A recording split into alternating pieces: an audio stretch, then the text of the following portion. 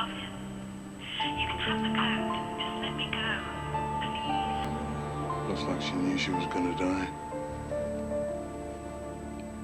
Doesn't she?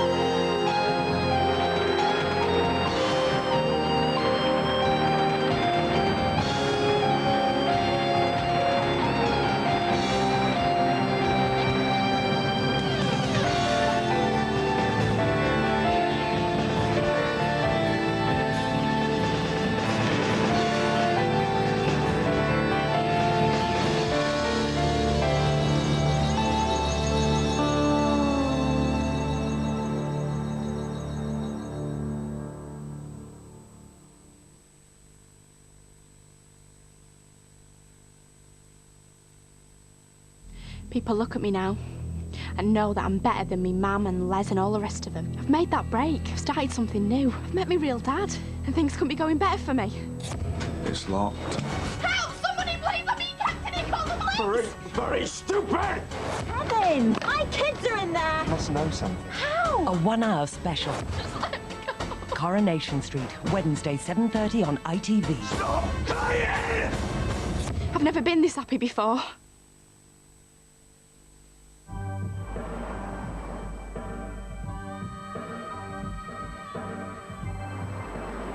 To get the best out of Honda's VTEC engine, you need to put in a little effort.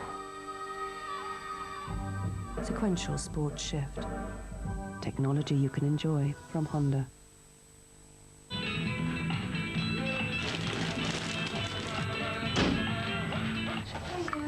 All right. Wow. No, that one's mine, that one's yours. Why? I did all the cooking. So? So I peeled all the potatoes, I chipped them, you know, I fried them. Fine. It's all right, there's plenty there for you.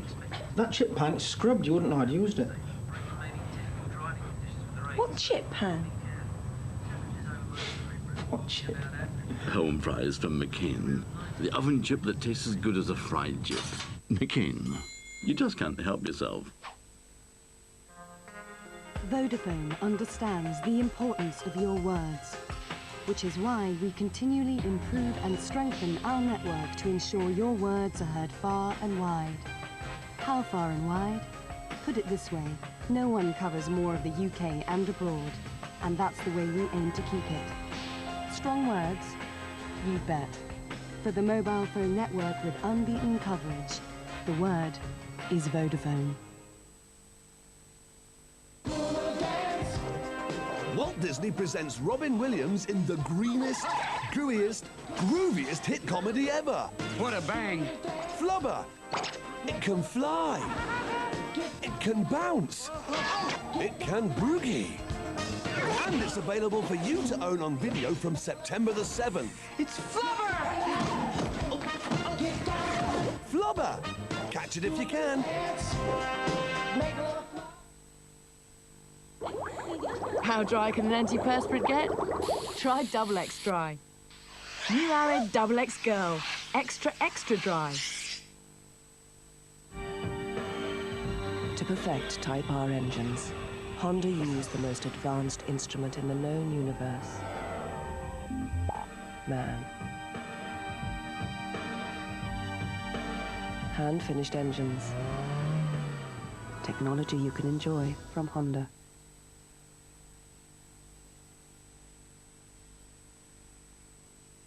The men you love to hate are about to come into your home. Could you hack it as an estate agent? You've got to change your attitude. It's going to go fast. The hours are grueling. I should have been there first. The stress is cruel. The image you're giving us. And the clients don't care. Location, location, location. Got a thing about gold-plated. It was classy, doesn't it? Behind the doors of the property players, the estate agents. Wednesday at 8:30 on ITV. I want your blood. deadly, but he doesn't give a forex. Have a look at this little blighter. Deadly Crocodiles, Wednesday, 9. You're with Central ITV and News.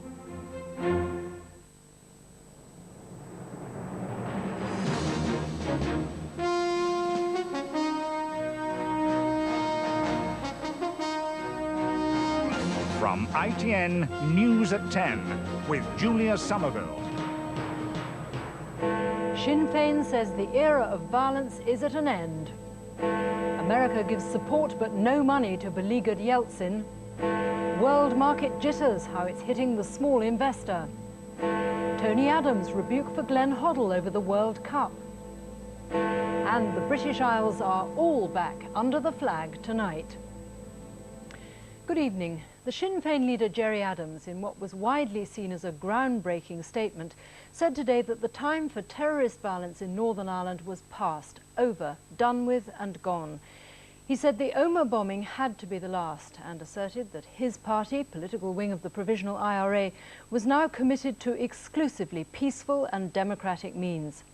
The statement came just before the publication tonight of the anti-terrorist legislation that the government will push through the Commons tomorrow, and 2 days ahead of President Clinton's visit to Belfast and Omagh.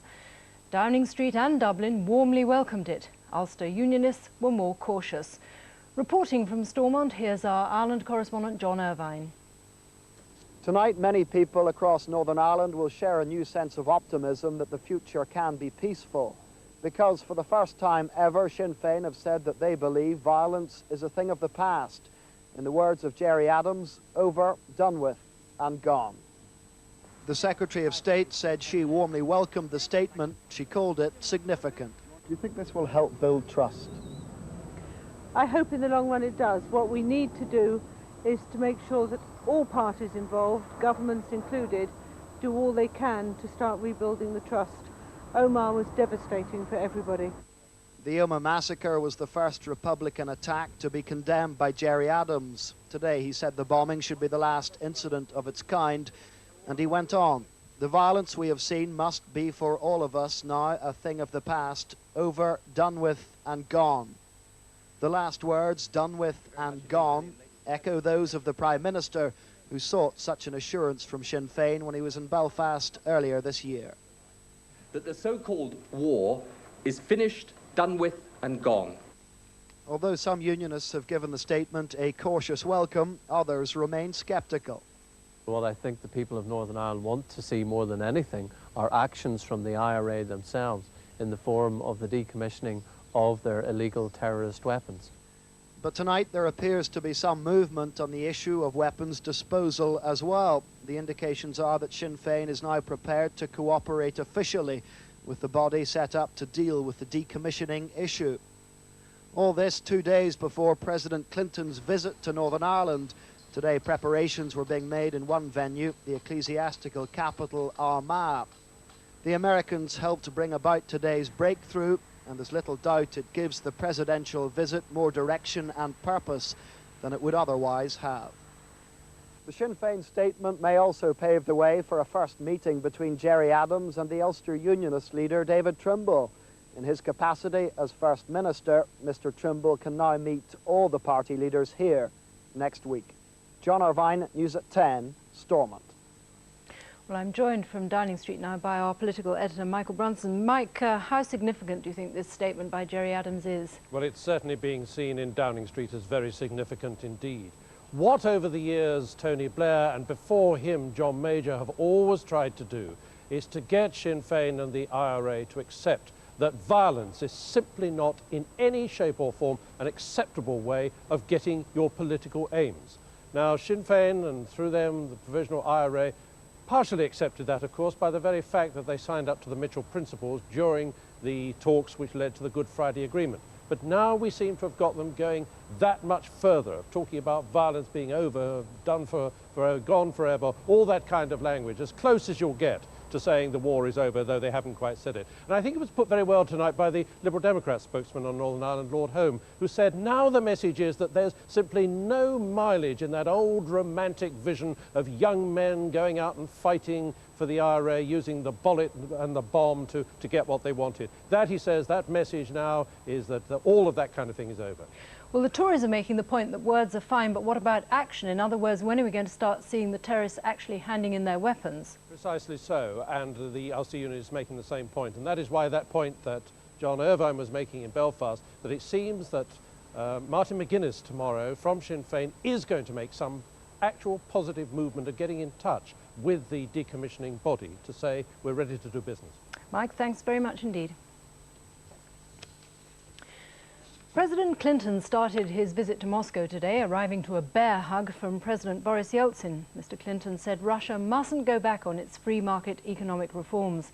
Mr. Yeltsin promised it wouldn't, despite his battle with the communist-dominated parliament. Our Moscow correspondent Mark Webster reports.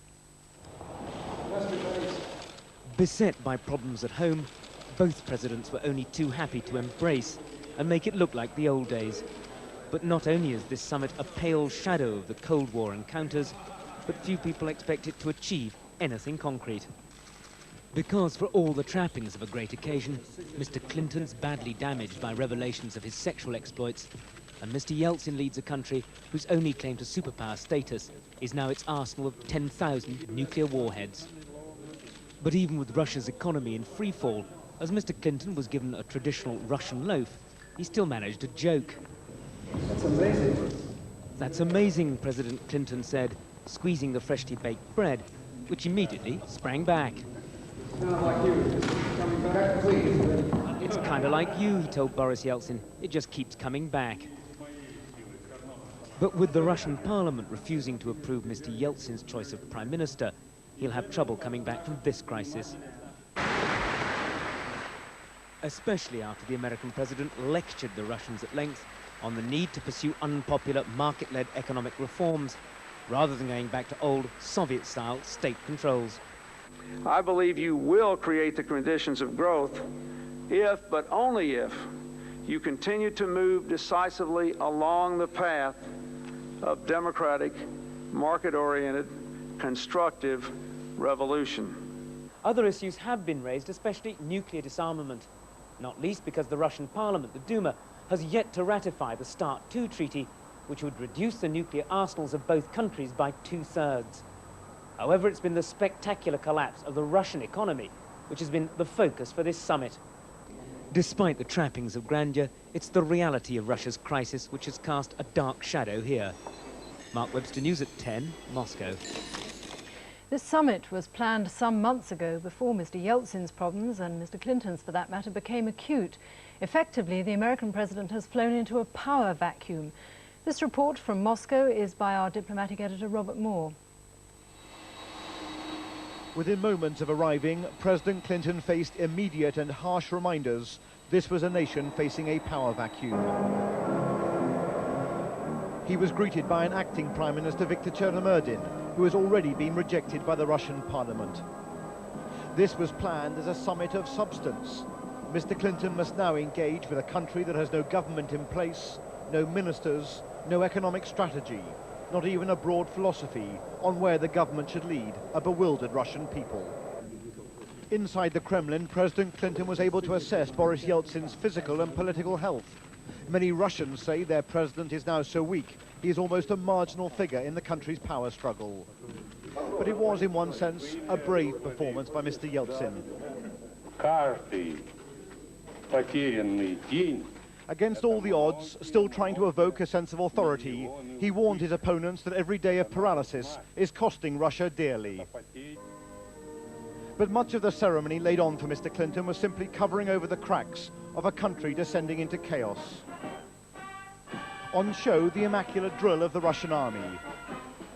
The reality, everywhere except around the Kremlin, is of a demoralized military, reduced to collecting the potato harvest and, according to some, on the verge of mutiny. And while tonight the two presidents sat down to their banquet, ordinary Russians were selling what they could on the streets and spoke of their utter despair. This woman was typical, saying the criminals in the Kremlin should be swept from power. There is not only profound indifference towards this summit, but immense anger about their economic plight. Above all else, there is contempt for those politicians manoeuvring around the Kremlin. And back in the Kremlin, Mr. Clinton has made clear that in such an environment there can be no question of Western aid flowing in. Not until Russia has shown it is still committed to reform. Robert Moore, News at 10, Moscow. The Russian economic crisis was making waves around the world's stock markets again today. The 100-share index in London closed down 80 points. But tonight, Wall Street came back strongly in its busiest day's trading ever. The Dow Jones Industrial Average recovering nearly 300 of the 500 points it fell yesterday. Our business editor Caroline Kerr reports. Tonight, the Dow Jones closed in triumph. In a market which no one can predict, American shares bounced back, recovering well after yesterday's catastrophic losses. In London, however, nerves were on edge all day. In topsy-turvy trading, prices first collapsed, but then recovered some ground to close 80 points down. Fears over the Russian economy and the Asian crisis have hit the financial markets hard over several weeks. Here, the FTSE peaked in July at just over 6,000 points. With today's drop, it's fallen to over 5,000. That's down 16%. A portfolio of 100 of the country's 6 most widely held shares, that's BT, Glaxo Wellcome, Halifax, Unilever, GEC and BP, would have been worth £5,590 in July, whereas today they're worth just £4,985, a paper loss of £605. These falls have led to calls for a cut in interest rates, but the government is showing no signs of pressurising the Bank of England. I'm confident that the process that we have set in place with the Bank of England making interest rate decisions is the right one. And the Bank of England, of course, have made the decision last month not to raise interest rates. But some economic heavyweights predict everyone will suffer unless the government takes some urgent action. People approaching retirement, pensions are going to be really quite sharply hit by the fall in share prices and the fall in annuity rates. People at work, I think unemployment is going to rise significantly over the next 2 years. The housing market, already prices are levelling off. I think if you're selling a house, you should drop your price. If you're buying a house, bid down. That's the kind of thing, I think, that we're looking at. Meanwhile, the chaos on the world's financial markets shows no signs of abating. At the end of another volatile day, the markets remain on a knife edge, with traders unsure whether prices have already hit rock bottom or whether they can expect further falls in the days ahead. Caroline Kerr, News at 10, The City. More of the day's top stories after the break, including what the British consul had to say to the suspect being held in Spain in connection with the M25 murder. The dramatic shark attack in the Adriatic that's causing alarm on Italy's beaches. The biter bit, Glenn Hoddle on the receiving end in the latest controversial round of England's World Cup memoirs. And what made a French writer claim one of Britain's islands in the name of Patagonia. We can believe it was really Patagonian territory of His Majesty.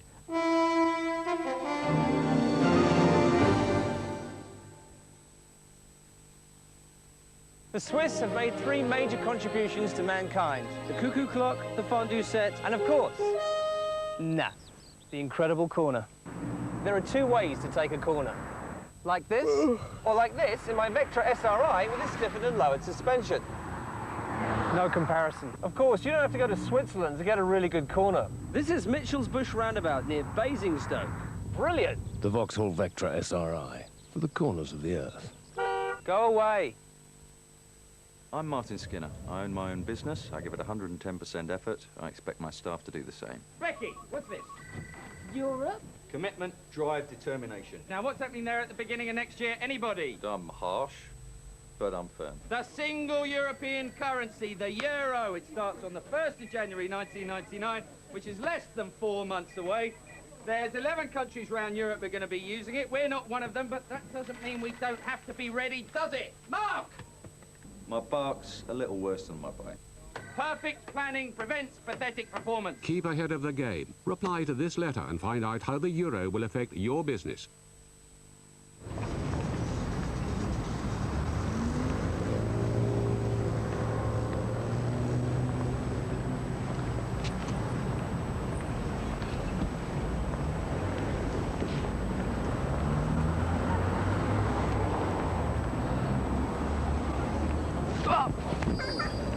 Unlucky day?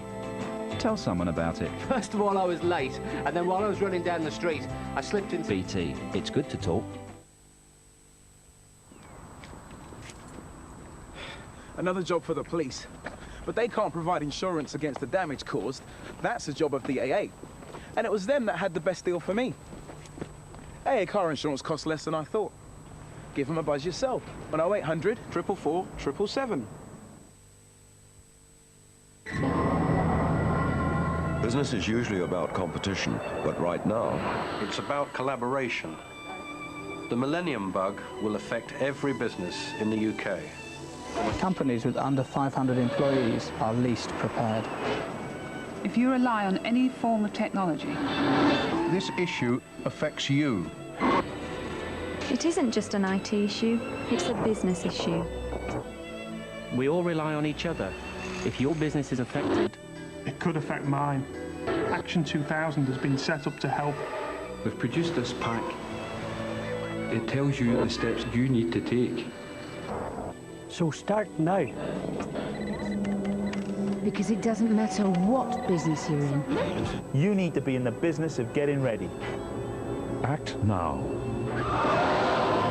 Call 0845 601 2000 for your free action pack.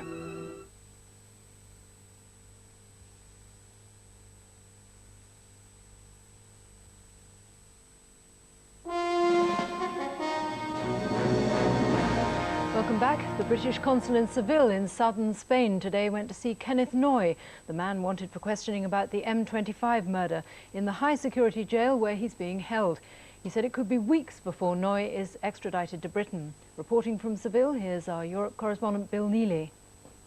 Here in southern Spain tonight, Kenneth Noy is behind bars and Spanish police are giving details of an extraordinary manhunt, a hunt involving British intelligence and the woman who witnessed the killing of her fiancé. In solitary confinement at a maximum security jail, Kenneth Noy was visited today by a British consul who took him novels. Describing Noy afterwards as a very nice man, he said it will take time to extradite him. In my experience, I must say that this may take a week to 2 weeks, you know, to go to the prison in Madrid.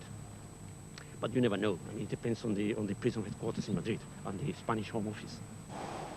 After 2 years on the run in southern Spain, Kenneth Noy's mobile telephone calls were traced by British intelligence officers at GCHQ. And a month ago, he was spotted in a resort. For days, he was followed to and from his villa, which he bought a year ago. The shutters closed today. The building work he commissioned stopped. The number of Spanish and British officers shadowing him grew, and they were then joined by the fiancée of his alleged murder victim. Danielle Cable disguised herself and with 6 undercover detectives followed Noy to a restaurant. She had watched in horror 2 years ago as her fiancé was stabbed to death by a man on the M25. Police believe the attacker was Noy. Last Friday, the net closed on him after following him for weeks and videotaping him in a restaurant. Noy was arrested and yesterday brought before a judge. Kenneth Noy says he'll fight to stay in Spain. Britain's authorities are confident he'll lose. But it could be up to 9 months before Britain's most wanted man faces a British court. Bill Neely, News at 10, Seville. The notion that it's always safe to go in the waters of the Mediterranean was jolted by a fisherman's tale at the weekend about a great white shark off Italy's Adriatic coast. He described how it had torn into a smaller shark tied alongside his boat. Well, today came the dramatic pictures to prove it. Paul Davis reports. It had begun as a perfect day for deep-sea angler Stefano Catalani and his son. Fishing off Italy's Adriatic coast, they'd already hooked a small blue shark, but the proud smiles for the camera were to be short-lived. Horrifyingly reminiscent of the film Jaws, a much larger dorsal fin appears, and a white shark believed to be 18 foot long homes in on the fishing boat. In front of the Catalani's video camera, the huge shark first attacks the tethered fish. Even after eating its fill, the shark continues to menace the boat. 10-year-old Nicola Catalani is terrified, begging his father to put down the camera and head for port. Eventually, the shark, the length of 3 tall men, glides away. Close-up experiences like this are thankfully rare, but large white sharks have been seen in the Adriatic before. This one was filmed last year, and the latest sighting has had an immediate effect on the local tourist industry. Along Italy's Ancona coastline, warnings have been posted, holidaymakers told to stay in the shallow water. Paul Davis, News at 10. The Scottish Secretary Donald Dewar has called for immediate action at the Dounreay nuclear plant after a new report said it had chronic safety problems. Health and safety officers found the management team to be extremely weak, with no strategy for dealing with radioactive waste or decommissioning parts of the plant. Our special report tonight is on the shadow which has fallen on Paradise Island in the Bahamas, that is. The murders there this summer of 2 women teachers, one British, one American, have left people afraid that there may be a serial killer at large. Officers from the Metropolitan Police and the American FBI are now helping in the investigation, but the tourist trade has been badly hit. This report from Paradise Island is by Colin Baker. Bathed in Caribbean warmth, the beaches beckon to those who can afford it to stay a while and enjoy nature's affluence. It wasn't by accident that this jewel in the Bahamas was named Paradise Island. It lacks nothing today except